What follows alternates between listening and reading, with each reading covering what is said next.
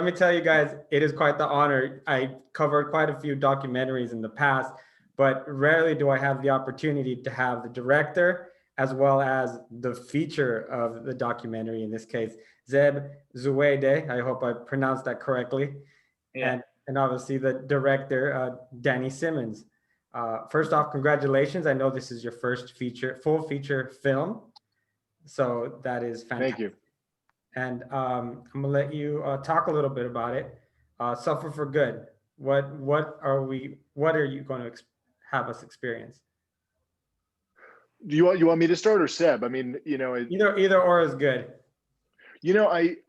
Seb, I'll let you kind of kick it off. I mean, the real truth here is that Seb and I met boxing, right? We met actually in a class. And so our friendship was really found through him laughing at how unathletic I am. And so it was a mutual bond where he was punching me and slapping me. And I was like, God, man, this guy is so fast. And it became like a more than just us making a film. It was like a friendship, and he's like a mentor to me. So there is something really special about Seb and his character and what he represents as a person, and that's what drew me to him and his story. And I'm just really lucky to be the vessel for this journey. And Seb, kick it off. Tell us a little bit about yourself and how we did it. We pulled this thing off. We made a dollar and a dream film. Okay. Thank you very much for having us at the beginning. I just really appreciate it. And first, I'll go from the title, why we get this title, which is Why You Suffer for Good. When I used to box, I had a great coach. He's from Moscow. He came to train Ethiopian teams to national team for the Olympic teams. And when I work out, he keeps saying, suffer, suffer, suffer. And I been telling him, I'm suffering. What else do you want me to do? And I want you to keep suffering. For how long? I didn't get it. The way he said it wasn't clear that much for me. But at the end, he told me, what I'm trying to tell you is, after you suffer, you'll pass that pain time, the suffering time. It will take you to the victory. So most of us, some people, they cannot suffer and they go different direction, which they kill somebody else, or they shoot there and they kill themselves, or they do with the drug, they go to alcohol. It's because they cannot pass that thing. I mean, if you pass suffering, you go through it. So most of us, we give up when we suffer. Hey, this is tough thing, I'm gonna give up. It's Danny, he used to work out with me, and he said, and I told him, I'm a good athlete. He find out he's no coordination. He doesn't have any reflection. It just, I told him I'm a good athlete. No, you're not. You just find out now, right? So he keeps suffering, he go through it. And you see, Danny, you learn something on your life. So I'm pushing you. So that's why we call it suffer for good. So after you pass in your suffering time, it take you to the good place. And next about the movie is to motivate. This is true story, no script. It's I hope we believe and will address everyone and nationwide, and will give them to motivate, to take them to pursue their goal, to achieve their goal, and to be success helps a lot. And really, really a good message for people. That's what I thought I put it in. Is that good, Danny? I love it. Hey, I definitely couldn't say it as well as that. I thought that was beautiful. I do want to add the one thing that Seb and I found, which is that initially we had this idea that this film was going to be just about maybe even Seb as a coach. And then what happened, and what I is like this more nuanced documentary effect, is that Seb was even inspired by himself to get back in the ring while shooting the film. So it's this unique thing that happens is we were kind of bouncing inspiration off of each other. And I believe that's kind of what's going to happen for this film. When you watch it, if you're a writer, I believe you'll be inspired to write more. No matter how old you are, you can always achieve any goal and overcome any bit of adversity. And I think like now more than ever, something that Matti, Seb's son, says in the film, which is like, suffer for good, is, if you're studying for a test and you get up in the morning and you're all up all night studying, it's to get that good grade.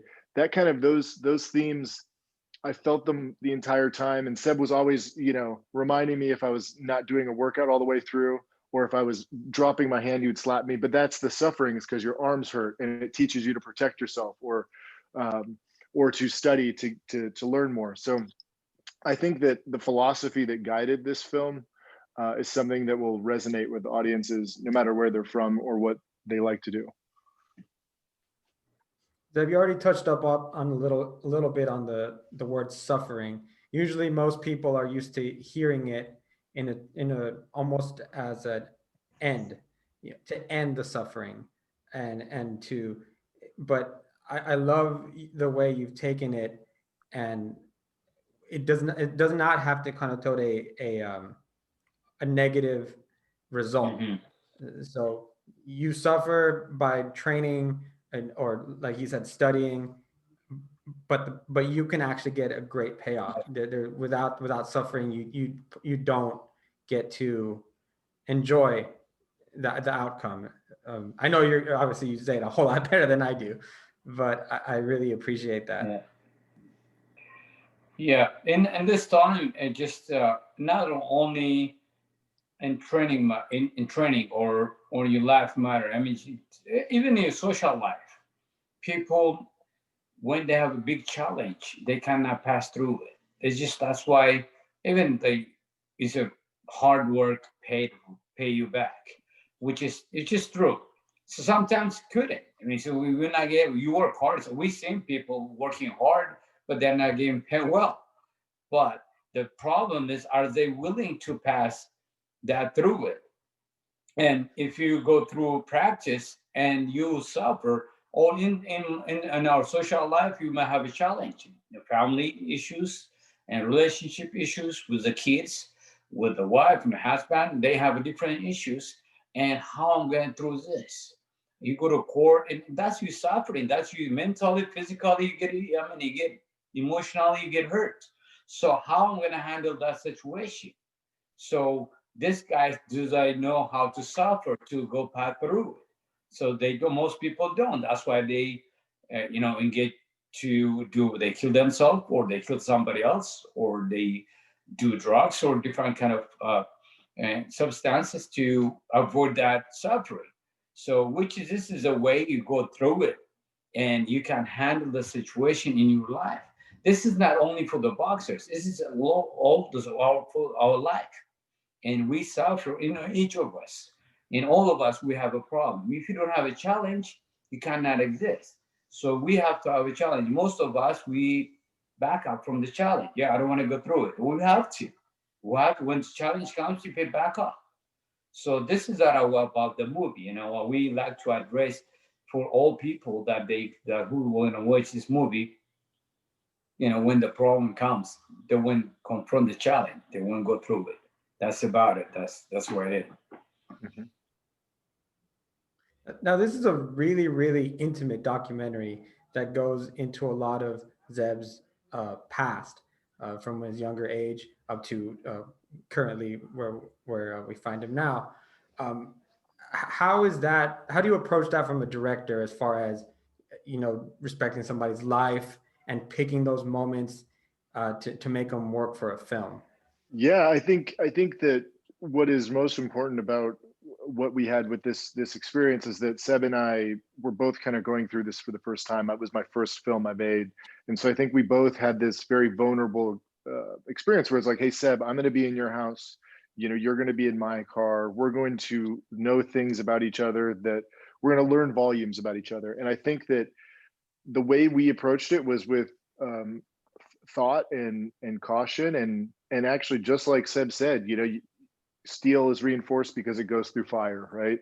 And we're not going to, just because we're afraid to go to the cemetery, doesn't mean that we don't go there and talk about the past. And like in that very poignant moment, losing your father is something nobody wants to ever think about. And then to visualize and realize, wow, Seb, your sister took her own life the very next day. How would that impact him to see that and have the cameras there? But Seb's so brave that it's sort of like, while it might be tough and challenging for most people to endure going there, it's sort of like it built more and more character, and then endurance of the suffering. And it inspired me to be like, okay, hey, I have certain demons in my life. I struggle with this, that, and the other. And how do I attack it in the same way, as opposed to walking and backing away? How do I, sometimes you protect yourself like in boxing, but how do I approach this situation? How do I actually overcome this obstacle? And Suffer for Good has changed me in many ways. I was actually at the time working in the corporate sector, and Seb believed in me. He's like, hey, it's not going to be easy to quit your job in the corporate world and go off and be a freelancer, but you can do it. And so he inspired me. I quit my job, and now look at this. We have our film out and many other projects. In the same way that Seb went to Nashville. I don't have any control. I miss you, Seb. I want you here, but you got a bigger house. You got a big, he's got a pad, man. And I'm like, I get it.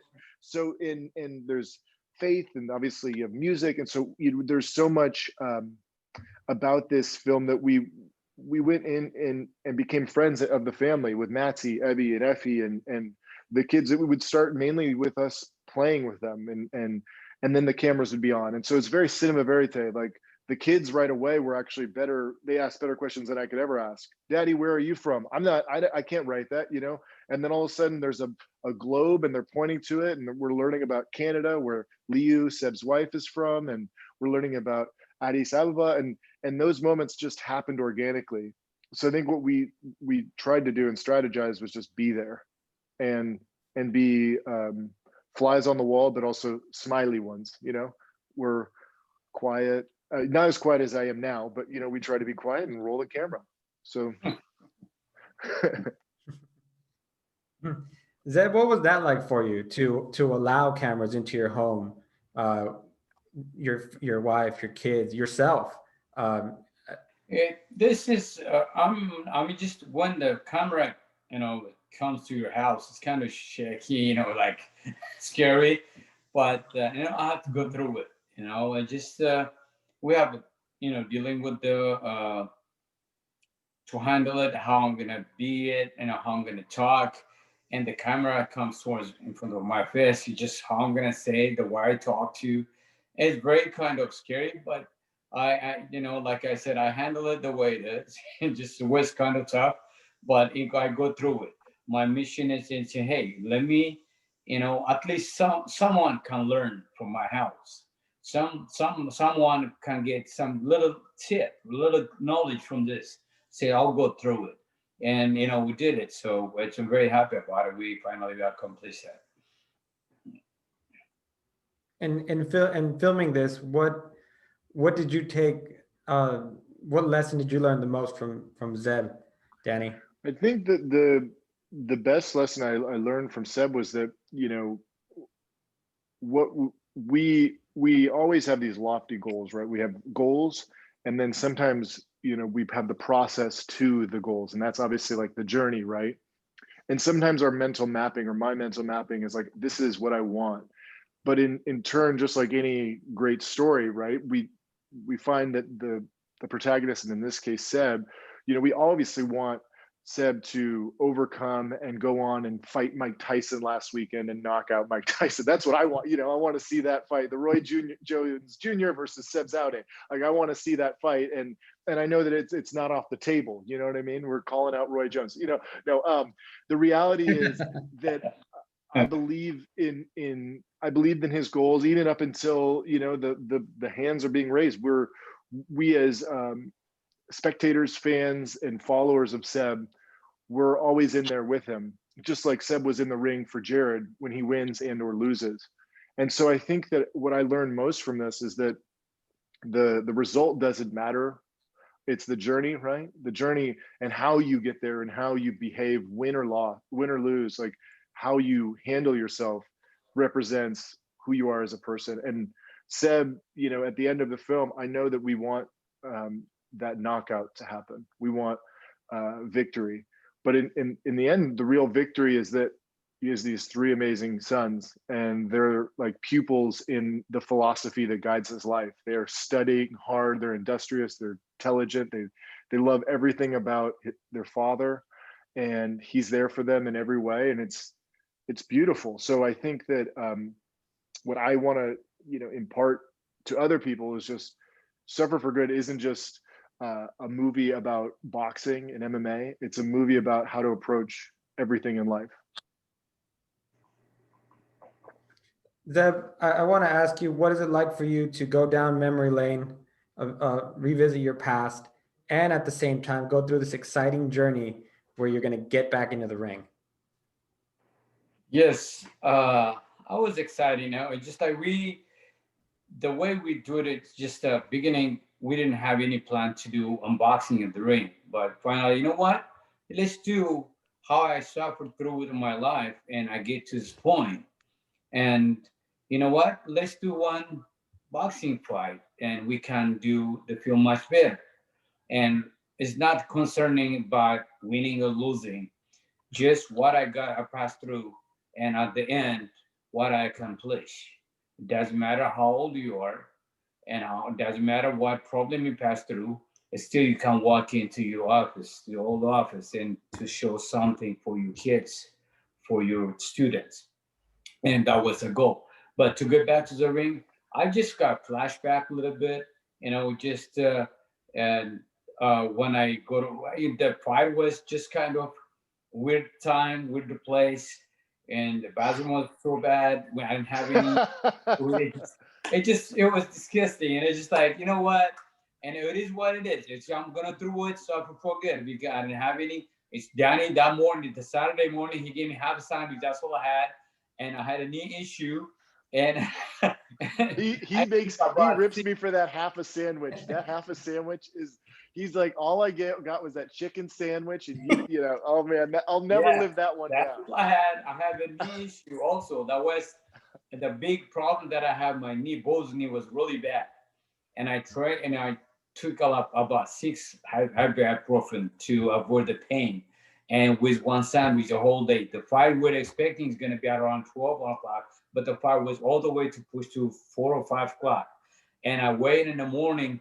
We were waiting 7 in the morning. I just like it was so weird. I didn't have any reason to take a rest. It's just like, you know what, it is what it is. I'll go through it. It's not the winning or the losing. I want to accomplish this movie, and the way it goes through, I would like to give a message for my students, for all my friends, and for include Danny and all the other editor and all our friends. And that was the goal. But the memory was really tough. And to go back ring, when I walk in the room, I said, I did it. I walk into my old office. I said, just making me really happy. It wasn't about winning and losing, but it's like I said, but even the guy told me, if you're not knocked out this guy, you're not going to win because it's his gym. So it doesn't matter how, the guy told me that. You have to knock out the guy to win. It doesn't matter how many times you beat the guy. If you lose, if you're not winning by knockout, you're not going to win because that's his gym. All referees are going to go, oh, that's fine, don't worry about it. And I just walked in. That's good.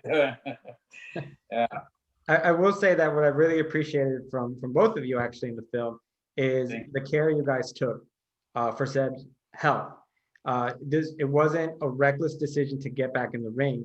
You showed step by step all of the testing, all of the doctor visits, everything he went through to make sure that his journey to the ring was going to be a safe one. And that's something I wanted to commend you both for, because it's something that sometimes might be not as shown, but I thought it was very important. Yeah, I mean, I think that, thank you. It was an arduous path to getting to get to the ring was such a challenge, right? I mean, you got to understand, finding a fight for a 155 pounder from 53 to 57 years of age in LA, it seems like an easy parameter. Not easy, you know what I mean? So I learned through this, and Seb and I were both kind of like our own promoters for the fight, and doctors, and reaching out and finding people who would donate their physical therapy and their athletic release techniques and stuff of that nature. It was a interesting process just to pass all the tests, make sure he was ready to go, and then most importantly, finding that fight was a story that we really, like, it kind of died in the cutting room floor, but that was a challenge in and of itself. I mean, the whole matchmaking of any fight, as Seb knows, we had probably in the movie, we had 10 fights that fell through for Jared. Jared kept having people, because he was knocking people out left and right under Seb's guide. And Jared couldn't find a fight because people were afraid of him. But that didn't really play into the story that was really our ace storyline, Seb and his journey back into the ring and, you know, overcoming his past through the present. But it was fun. You know, I think Seb and I, during the process, just enjoyed kind of being our own matchmakers and laughing about who would drop a fight. You know, people would see a video on Seb and then they'd not show up. You know what I mean? So we would have these fights, they'd not show up. All right, well, okay, one day, the next, and then you'd show up to CW boxing and Jesus weighed 10, 15 pounds more than he said he did, right? You know, it's like all of these things. We're like, all right, well, we'll just do the fight at a, you know, a mixed weight, right? And I think that's kind of it represents the spirit of the film, which was, it doesn't matter on the day what happens, we're going to handle any adversity. And so after the fight, something also that raised my eyebrow and I thought was a perfect life lesson. I liked the reaction from the fighters like Jesse and Jared who were in his corner, because it's quite the opposite to see them motivating him on and telling him, what do you always tell us? And keep his hands up and keep going. But then the reaction afterwards to say something like, you know, if this is what he's doing at his age, then me right now at my prime, I need to get it together. And so you guys really hit a home run with the message that he's trying to also give to his fighters, is to suffer for good. The suffering is going to help you right now in your prime, because maybe you're not going to have the opportunity later. I thought that was fantastic. Yeah. Thank you. Thank you. You get it. Hey, you get it, man. We need 1,000 of you, and we've got a great release, baby. Well, the only reason I have those lessons is because of your film. Thank you. So, and your life lessons as well, Zeb. I thought it was fantastic. I did have one last question I wanted to ask you, Zeb, being such a boxing guru that you are. I was just really curious in your thoughts and your opinion on the state of boxing. We've seen lately, there's more like people thinking that they can get into boxing because they're an athlete, or because, you know, they took on a fight, or even somebody in an MMA who tries boxing because, oh yeah, we're just swinging our arms. Where do you see right now the state of boxing in general? Here's this, the boxing knowledge. Anybody can fight, but nobody can box. Okay, anybody, you, other people that never box, they can fight in the street, but they cannot box. And boxing and fighting is different. So anybody that who can athlete, which they cannot box, they might fight, they cannot box, which is like we can as this. I can't say Dante Wilder. I mean, he's a good athlete, but he's not a boxer.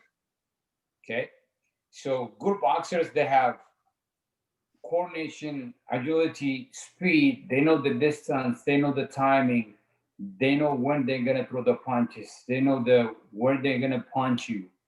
So they don't push you, they're punching you. Pushing and punching is different. So all this is skill they have.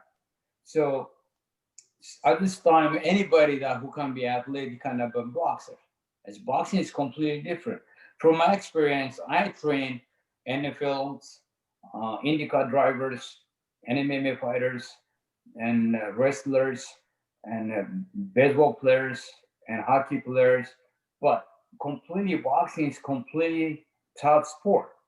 I don't know, you might have heard after 2012, they researched in the Olympics, they researched what sports makes us great shape. They studied, and number one became number one sport. To lose weight, to have a coordination, to have agility, speed, thinking, to avoid you stress, just to work out. So at this time, we see MMA fighters, they think they box. They cannot box, fighters, MMA fighters. Boxers, they can't box. Even some boxers, they don't have good skills to box. let's say I can give you such example. Like say Tyson, Mike Tyson is a fighter. He's not a boxer. Ali, he's a boxer. Sugar Ray, he's a boxer. You know, Mayweather, those we can call like boxers in fighters. So the boxers, they have speed, they have agility, they have good job, they have good footworks. That who comes straight to the fight, just he wants to fight you. They don't have, you see, boxers, they don't have a job, they are not a boxer. So I took the Andre Ward, he said it good. Your right hand might take you to the neighbor, but your left jab will take you around the world, which is a good point. So if you see most boxers that who has a great job, they have a good skill. They can go further. So here's the way I put it in. So anybody that can handle the pressure and get hit and to take the pressure and to continue to box, they can be boxers. But that who anybody that can you see a good athlete, no, they cannot be a boxer. That's completely different sport. That's the way I put it. I don't know if I hit your answer or not. No, thank you. I appreciate it. That is quite the knowledge that you just dropped there. Seb, Yeah. you got to be careful. If Deontay Wilder finds out where you live, though, holy moly. So Danny, tell me, just real curious, we're gonna wrap it up soon. What is it like to train under Seb? So I mean, he said it really, just so well and eloquently. Seb, so I was in actually really good shape when I first went into Seb's class, and I have an ego like every young 25-year-old. I was like, I can do this, like whatever. Honestly, I came in just thinking it was going to be a great workout, and then immediately there were actually some MMA fighters who happened to be training in the class, and it was at Sony. That's where we met, at Sony Pictures, where I worked, and I think I got popped. Like Seb smacked me with this paddle, and it just like, it was like hit me. He's like, get your hands up, you know what I mean? And it was one of those things, like I've never had a coach hit you and be like, hey, this is like life or death. You think this is bad? Imagine my fist. It's just a little thing, and I'm like a horse, so I kind of respond kind of crazy. But immediately, the thing that I noticed, which was the hardest, was his warm up. Usually it's like, oh, warm up, it's fun. You do your arms. He does this 10 to 15 minute warm up where there's no breaks. And at the end of it, you're like, all right, I'm good with the workout. I'm done. Thank you, Seb. Great. Thank you, coach. I'm going to go to the gym. And that was just the beginning. And then just doing a few rounds of shadow boxing, and then you'd start to do the mitt work. It was the hardest workout I've ever done. And I believe that it trained my coordination. Like I started getting better at basketball, which I didn't play at a high level, but I became a better athlete in basketball. And then I became more confident how to communicate to people, and also just more confident in my own skin. So training under him kind of transformed my mind. I started getting into, obviously more of like the MMA world and boxing through Seb and his channels. And then soon thereafter, I was like really all into it, doing jujitsu and wrestling. And then I was filming his movie, and I got fat again. You know how it goes. So it was it's a roller coaster. But I got to say, training under him, it's unlike anything else. Whether he's training the next UFC prospect, or someone with Parkinson's disease, or just a non-athlete like me at Sony Pictures, it was actually, everyone was treated the same way, with the same respect. And I think that's what Seb does. It's who he is. Like if he's gonna smack the MMA fighter, he's gonna smack the Sony Pictures guy and the UFC, rising star, and keep your hands up and protecting yourself and moving, and all this stuff relates to how we engage life. And then most importantly, he's super funny. So the classes, we would laugh.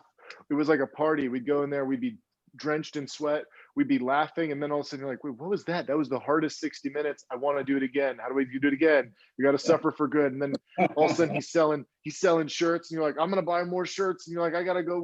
Where do we go and get more of it? It's a drug, and it really is a thing that I hope in Nashville it takes off his gym, because it's not just that he's, I know he's so humble, he doesn't tell you, that he's helping people overcome debilitating diseases during a pandemic. I mean, that's like, wow. You can go and train, anybody can train an MMA fighter, right? But like, to help someone in an actual a crisis like this overcome Parkinson's disease or Alzheimer's. I don't know how to do it, but Seb is doing these, treating these athletes and these, what do you said you call them, fighters, right? Was that what's call them the fighter? Yes.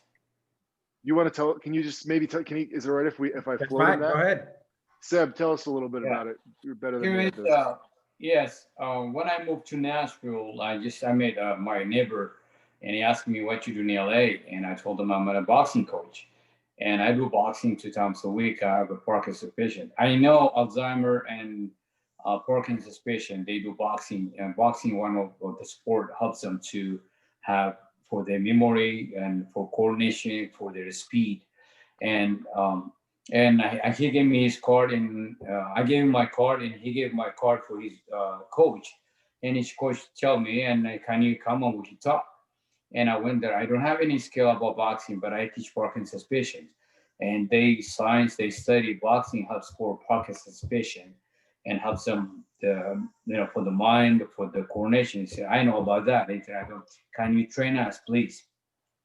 And so I don't have any job at the time. I help voluntary that place, and I train some people there. Most of them, they're missionaries. Some of them navies, doctors and generals. They retired. Most of them 65 and 75. Some of them early age diagnosed 45, 50, and most of them they retired really generals and doctors.